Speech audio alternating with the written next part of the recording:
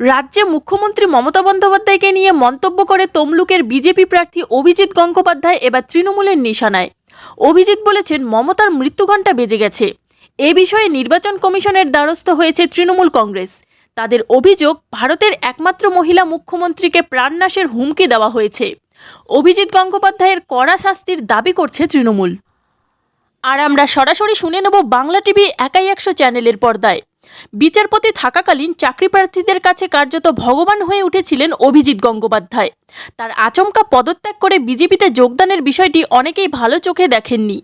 রাজনীতিতে প্রবেশ করেই ইতিমধ্যেই বেশ কিছু বিতর্কিত মন্তব্য করছেন তিনি।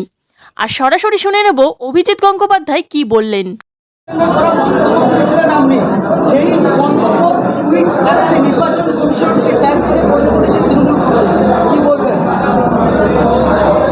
করতে পারে, তাদের করতে দিন। যদি নির্বাচন কমিশন আমার কাছ থেকে জানতে চায়, আমি তার উত্তর দিয়ে দেবো। আপনি কি মনে করছেন এই মন্তব্য বিতর্কিত? কি মন্তব্যটা কি? মুখ্যমন্ত্রীকে আপনি যে মন্তব্য গতকাল কি মন্তব্যটা কি করেছে? মন্তব্যটা কি ছিল? মুখ্যমন্ত্রী শেষের সময়, হ্যাঁ, তার দলের শেষের সময়। মুখ্যমন্ত্রী মানে তো মুখ্যমন্ত্রী নয়, মুখ্যমন্ত্রী মানে তার দল। মুখ্যমন্ত্রী কি নাম মুখ্যমন্ত্রী? মুখ্যমন্ত্রী ব্যানার্জি, তাই না? বা মমতা ব্যানার্জিও যদি বলা হয়ে থাকে, তাহলেও মমতা ব্যানার্জি মানে তার দল, তার দলকে নির্দেশ করা হয়ে থাকে।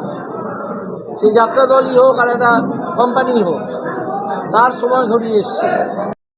ব্যুরো রিপোর্ট, বাংলা টিভি একাই 100।